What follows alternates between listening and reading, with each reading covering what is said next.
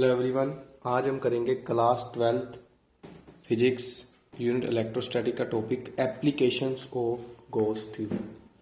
देखो, एप्लीकेशंस हैं कुछ गॉस थ्योरम की, वो हम वन बाय वन डिस्कस करेंगे। सबसे पहले जो इस लेक्चर में हम करेंगे वो पहली एप्लीकेशन है electric field intensity due to an infinite long wire. आपने एक इनफाइनाइट चार्ज वायर है जो जिस पर यूनिफॉर्मली चार्ज डिस्ट्रीब्यूटेड है, उसके अराउंड एक जो है इलेक्ट्रिक फील्ड इंटेंसिटी कैलकुलेट करनी है। जैसे मान लो मैंने एक इनफाइनाइट लॉन्ग वायर ले ली, ठीक है, जिसके अराउंड क्या है, पॉजिटिव चार्ज है सरफेस पे।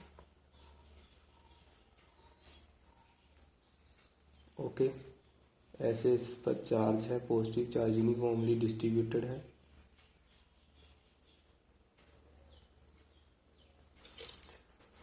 और इसकी जो लीनियर चार्ज डेंसिटी है, लीनियर चार्ज डेंसिटी इस वायर पर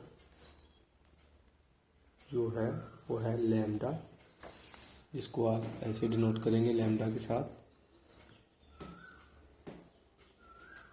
और अब अगर हम मान लो आपने इसके अराउंड एक गॉसियन सरफेस जो है वो ड्रॉ कर दिया, ऐसे सिलेंड्रिकल एक सिलेंडर ड्रॉ कर दिया,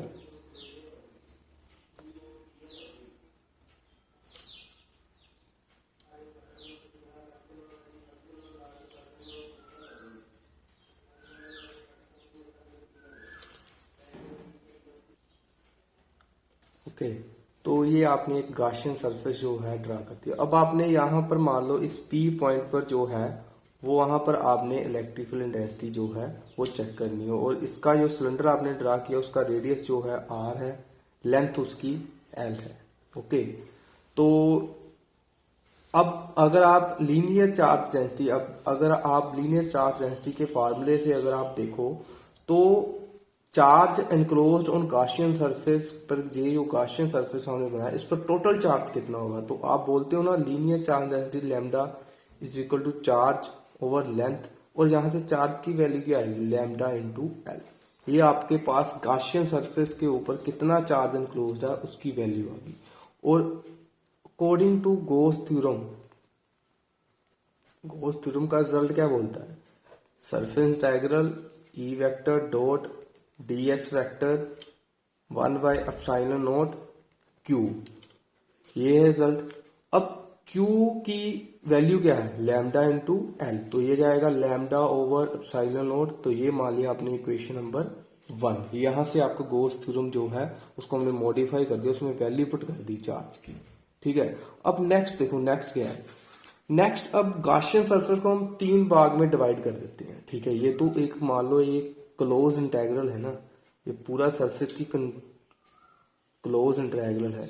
अब इसको अगर आप डिवाइड करती हो 3 भाग से, तो मान लो एक ये वाला सरफेस है, इस पर हमने एक सरफेस ड्रा कर लिया स्मॉल एलिमेंट, एक ये वाला सरफेस है इस सरफेस, और एक यहाँ पर हमने सरफेस जो है वो ड्रॉ कर दिए, ठीक है। ये 3 सरफेस हैं गोश, और ये आपने 3 सरफेस इस पर जो ड्रॉ कर दिए, वो इसका अगर आप देखो इस सरफेस का एरिया वेक्टर जो है वो इसके परपेंडिकुलर होगा, ऐसे डीएस वेक्टर अगर स्मॉल सरफेस है। इलेक्ट्रिक फील्ड की इंटेंसिटी की डायरेक्शन इस साइड पर है, और इस सरफेस की इलेक्ट्रिक फील्ड भी इस साइड पर है, और जो एरिया वेक्टर है वो भी इस साइड पर है, दोनों सेम डायरेक्शन में है, ठीक है। इसका एरिया वेक्टर फिर परपेंडिकुलर होगा ऐसे डीएस वेक्टर, और जो इलेक्ट्रिक फील्ड की डायरेक्शन है वो इस साइड पर है। अगर एरिया वेक्टर की आपको पता करना है एरिया वेक्टर क्या होता है किसी भी स्मॉल सरफेस एलिमेंट का, तो आप लास्ट वीडियो से देख सकते हैं, उसमें बताया गया है, ठीक है। अब देखो ये हमने 3 सरफेस क्यों लिए हैं, हमने ये पूरे सरफेस जो गॉसियन सरफेस का इंटीग्रल वैल्यू निकालनी है। तो इंटीग्रल वैल्यू निकालने के लिए हम इन तीनों सरफेस की अलग अलग इंटीग्रल निकालेंगे, इंटीग्रल वैल्यू, और बाद में उनका सम कर देंगे। देखो पहला सरफेस, अब जो पहले सरफेस की इंटीग्रल वैल्यू है उसका E dot D S plus second surface E vector dot D S plus third surface E vector dot D S vector. अब देखो पहला मान लो ये आपका फर्स्ट सरफेस जो है वो हमने ये मान लिया, ठीक है, इसको आप सेकंड मान लो, और लास्ट इसको आप थर्ड सरफेस मान लो, ठीक है।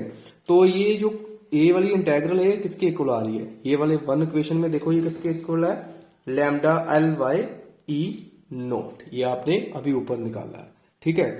अब देखो दो सरफेस देखो जिसमें आपको पता है जो डॉट प्रोडक्ट होता है ई vector dot D S vector कैसे सोल्व होता है, E vector sorry E D S cos theta ऐसे सोल्व होता है। तो अगर आप दो सरफेस देख रहे हो जिसमें ई वेक्टर और डी एस वेक्टर में जो एंगल है वो 90 डिग्री है, कौन सी ऐसे दो सरफेस है जिसमें जो एंगल है वो 90 डिग्री है?